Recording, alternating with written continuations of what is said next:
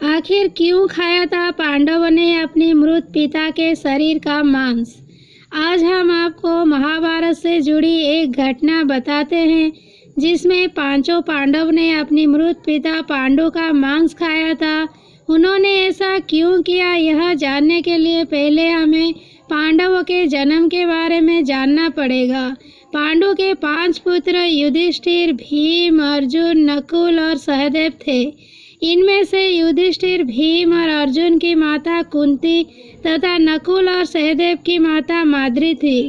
पांडु इन 5 पुत्र के पिता तो थे, पर इनका जन्म पांडु के वीर्य तथा संभोग से नहीं हुआ था, क्योंकि पांडु को श्राप था कि जैसे ही वो संभोग करेगा उसकी मृत्यु हो जाएगी। इसीलिए पांडु के आग्रह पर यह पुत्र कुंती और माद्री ने भगवान का आवाहन करके प्राप्त किए थे।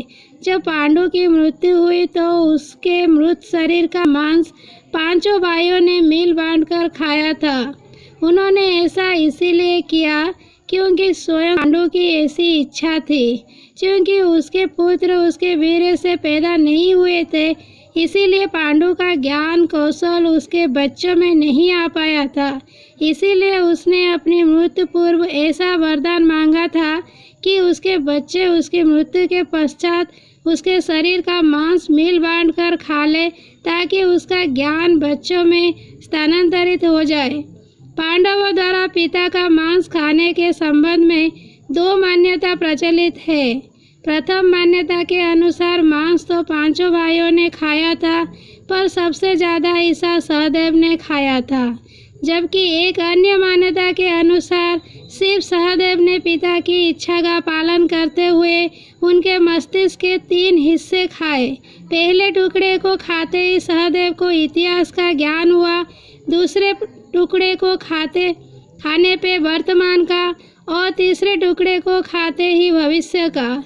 यही कारण था कि सहदेव 5 भाइयों में से सबसे अधिक ज्ञानी था और इससे उसे भविष्य में होने वाली घटनाओं को देखने की शक्ति मिल गई थी। शास्त्रों के अनुसार श्री कृष्ण के अलावा वो एकमात्र शख्स सहदेव ही था जिसे भविष्य में होने वाले महाभारत के युद्ध में बारे में संपूर्ण ज्ञान पता था।